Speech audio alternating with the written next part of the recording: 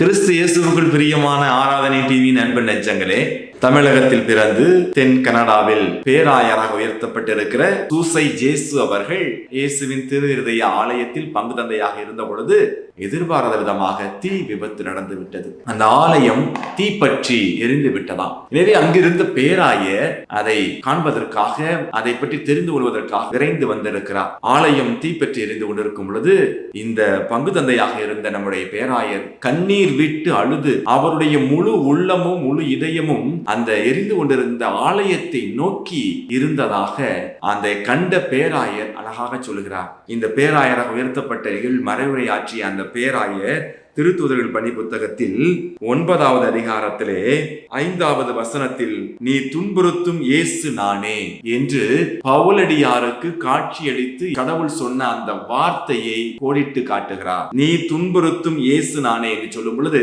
பவுலடியார் திருச்சபையை துன்புறுத்தினார். எனவே திருச்சபை என்பது இயேசுவின் திரு உடலாக இருக்கிறது. எனவே இயேசு கிறிஸ்து தன்னுடைய திரு உடலை துன்புறுத்துகிறார்கள் என்று உணர்ந்து அந்த சவுலாக வாழ்ந்த பவுலை நோக்கி காட்சி அளித்து ஏன் என்னை துன்புறுத்துகிறார் என்று சொல்லும் பொழுது அதை என்னை உணர்த்துகிறது, திருச்சபை உணர்த்துகிறது. அன்புக்குரியவரை, இவர் பேராயராக உயர்த்தப்பட்டதற்கு மிக முக்கிய காரணம் தெரியுமா?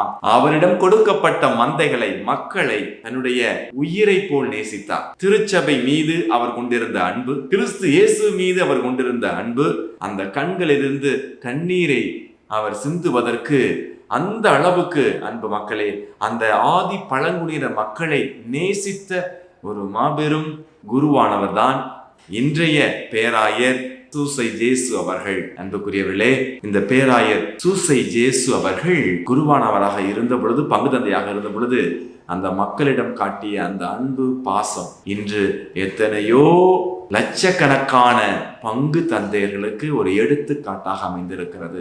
ஆலயத்தை பற்றி அவர் அவ்வளவு வருத்தப்பட்டதினால் அவரிடம் அவருடைய கண்களில் இருந்த அந்த வேதனை, அவர் கண்களில் இருந்து சொரிந்த அந்த கண்ணீர் அனைத்தையும் கண்டு அன்புக்குரியவர்களே, இன்று அதுதான் அவர் பேராக உயர்த்தப்படுவதற்கு ஒரு மிக முக்கிய காரணமாக இருந்திருக்கிறது.